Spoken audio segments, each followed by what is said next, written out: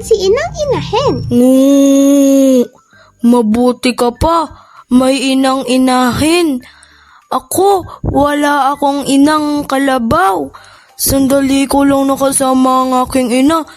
Tapos, dinala na ako dito sa farm ni na Ronnie at Connie. Chip, iba talaga na may kasama kang mga magulang. Kaya ako, nagpapasalamat ako na kasama ko pa si Inang Inahin.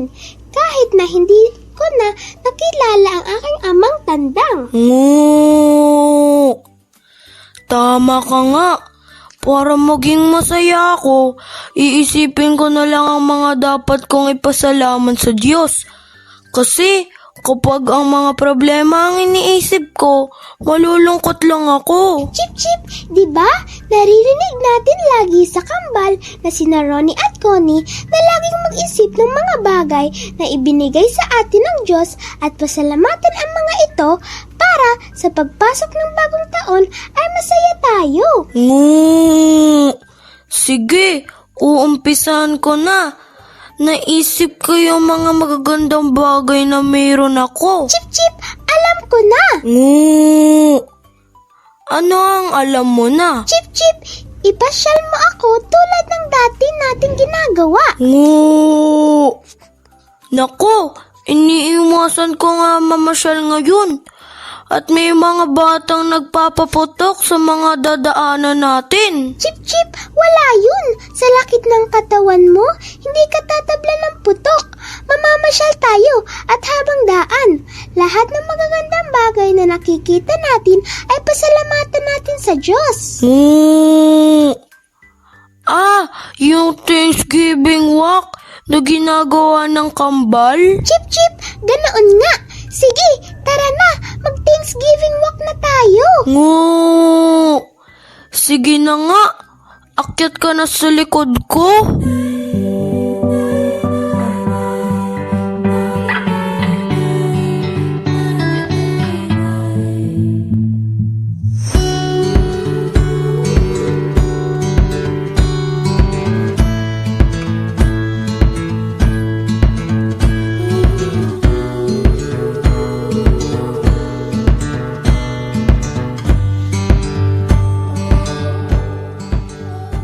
Mga anak, Ronnie, Connie, halika kayo.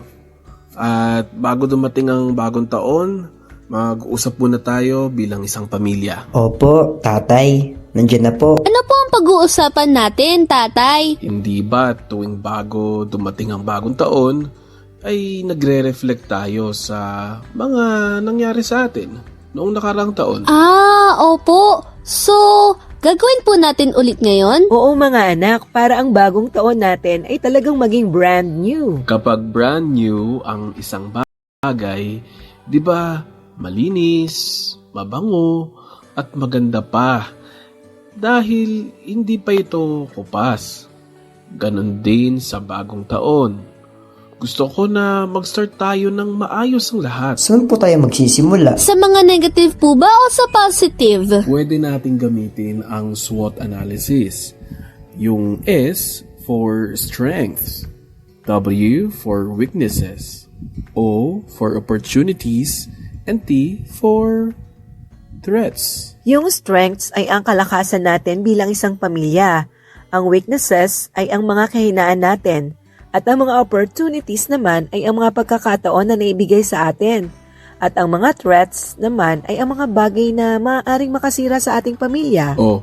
Bibigyan ko kayo ng ilang minutes para pag-isipan at isulat sa mga papel na ibinigay ko sa inyo ang mga SWOT analysis ninyo.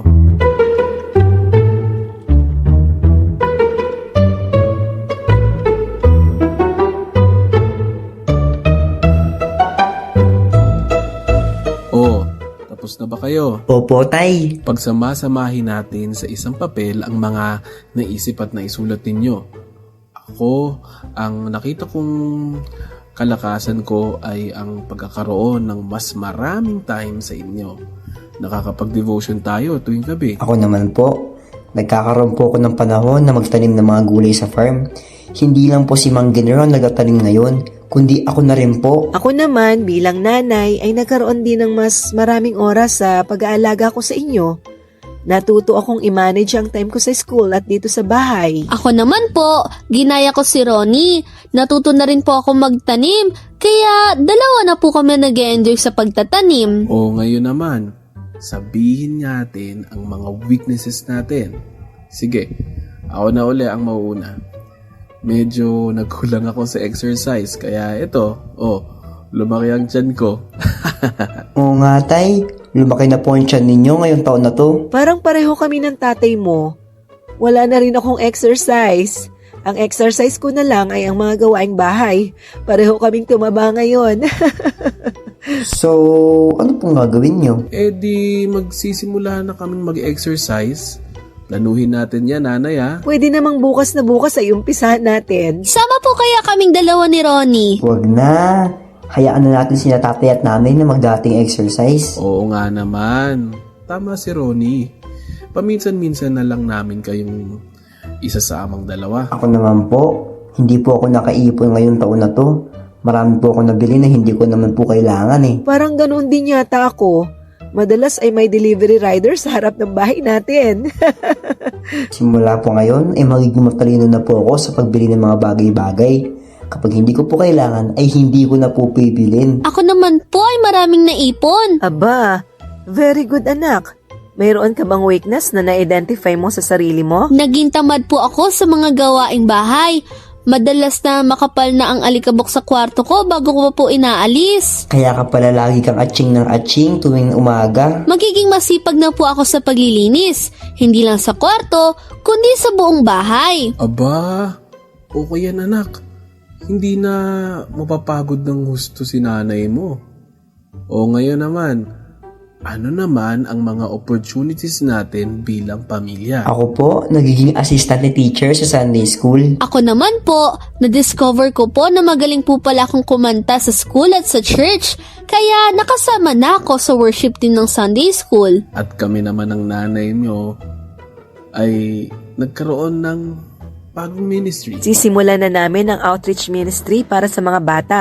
Tuturuan namin sila tungkol kay Lord Jesus. Dito sa ating bahay tuwing Sabado ng hapon. Malaki naman itong terrace natin. Ay, join po kami ni Connie sa ministry niyo na yan. Oo ba? Welcome na welcome kayo mga anak. Ano-ano naman ang possible threats sa ating pamilya? Huwag natin hayaan na ma-discourage tayo sa paggawa ng ating mga plans for the new year. Kaya sa oras na ito, ipanalangin natin sa ating pamilya at maging ang ating bayan. Sige, let's pray. Aming Diyos na makapangyarihan at dakila sa lahat, maraming salamat po sa mga strengths and opportunities ng aming pamilya itong nakaraang taon. Salamat po na maaari naming baguhin ang aming mga weaknesses. Maraming salamat din po sa mga opportunities na ibinigay ninyo sa amin. Tulungan po ninyo kami na mapaglabanan ang mga threats sa amin, na hindi po kami ma-discourage sa paggawa namin ng gawain ninyo, at nagtitiwala po kami sa inyo na kayo ang gagawa para sa aming tagumpay. Protektahan po ninyo ang aming pamilya.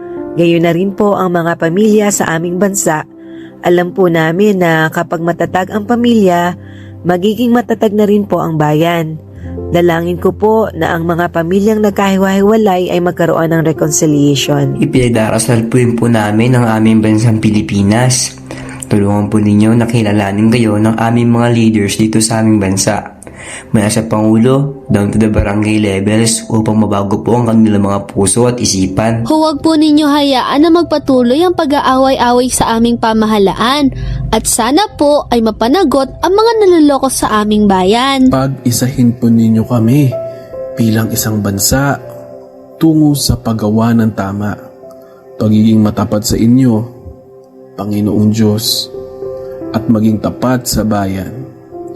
Tulungan po ninyo ang aming mga leaders na maging makatao at mapangalaga sa aming mga likas na yaman. Patawarin po ninyo ang aming bayan sa mga kasalanang nagawa namin at sana po ay hindi na namin ito ulit-ulitin pa.